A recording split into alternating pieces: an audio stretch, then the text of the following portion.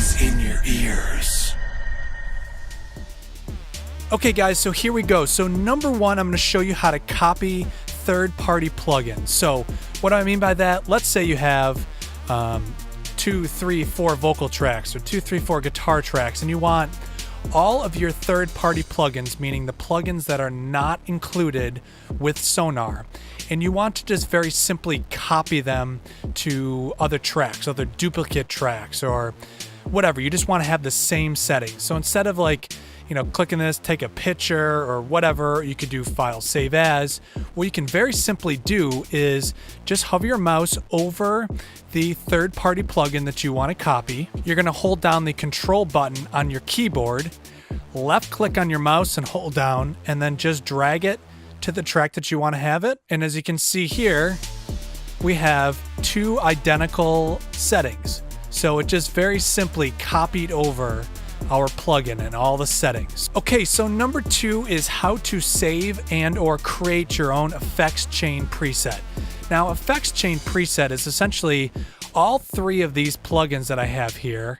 Once again, these are third-party plugins, so these are not included with Sonar. But these plugins, let's say I want to save these for a different project or on an upcoming session, and I really like these settings and thought this would be a great place to start, but I don't want to necessarily load in each one of these plugins every time I want to do, let's say, a vocal track. So what you're going to do is in the effects bin, which is right here, you're going to right click this time, and you are going to save effects rack as effects chain preset. So click that. And then in here, it's going to come up with all your presets. I just made a folder called TSS, but you can just put them anywhere. For example, we'll call this one Comp 1, and then just very simply hit save. So now what does that do? Now, let's say on our other vocal track right here, we can right click and we can insert effects chain preset. So we click that. There is our Comp 1. We click on that. Now, the only thing that's a little weird about this is it saves it in like one plugin, but if you click here, here's actually all 3 of the individual plugins. So it just comes up as one plugin. You can still obviously edit any of these separately. This is a really great way to save a whole bunch of plugins and all their settings very quickly. Okay, so number 3 is saving a track template. Now, this is very similar to both of these things, except this one, for example, let's highlight this track here. Let's say we have the volume down like this, and maybe it was all the way panned for whatever reason.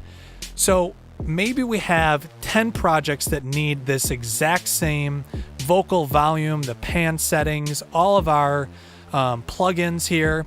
What we can do is we can actually save this whole thing, all these settings, as a track template. So very simply, we are going to right click, but this time you want to click like on the actual track. So I usually click around the number. We're going to right click and we're going to do save as track template. So we click that and it's going to bring us up to our templates. Once again, I made another folder. For this case, we won't do that.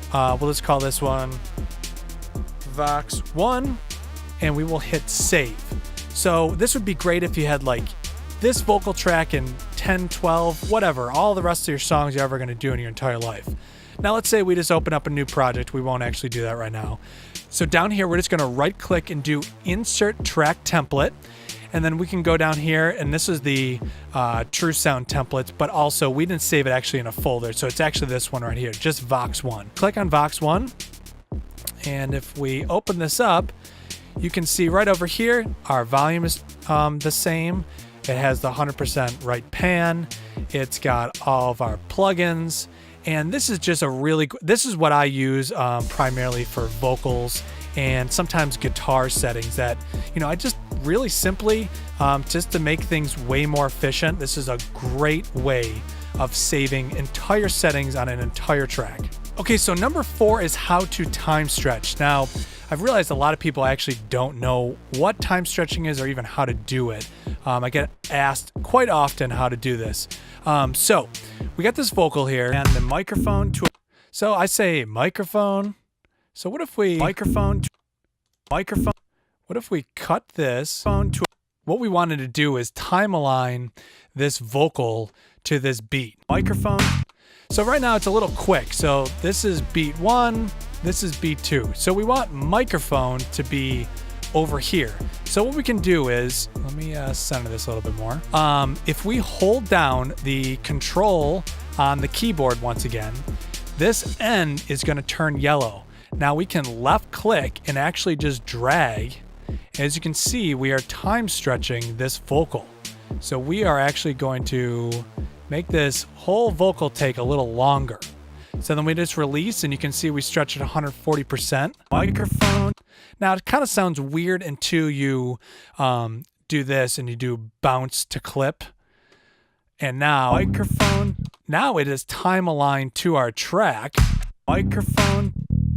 So you could have some fun with that. So the fifth and last thing that I like to do is, let's say I've spent, countless amount of hours on making this track, and I love all the settings, and I really want this to be like my template for a whole bunch of other tracks that I'm going to do. Now, there's other ways to do this, but I find that the easiest way to do it, just because I don't really have, I feel like it's the least amount of work. So I go ahead and do select all, and then we can go to edit, delete. Now, obviously you can do this on the keyboard also.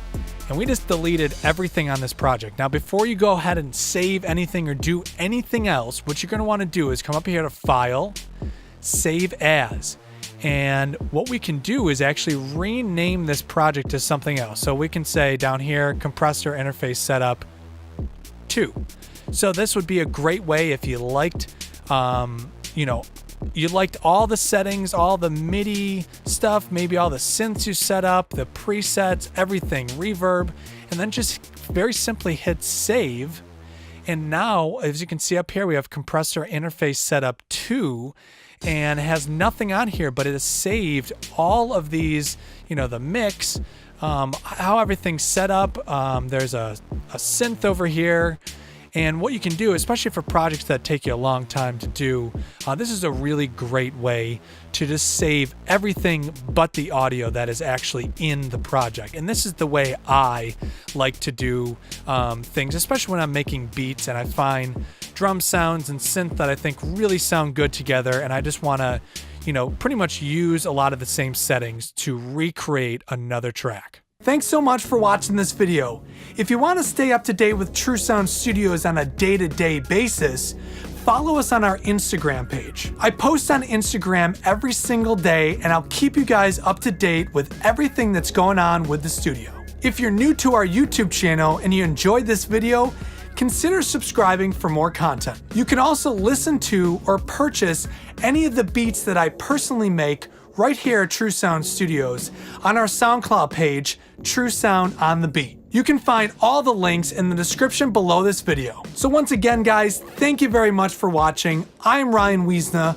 We're here at my studio, True Sound Studios, and True Sound Studios is in your ears.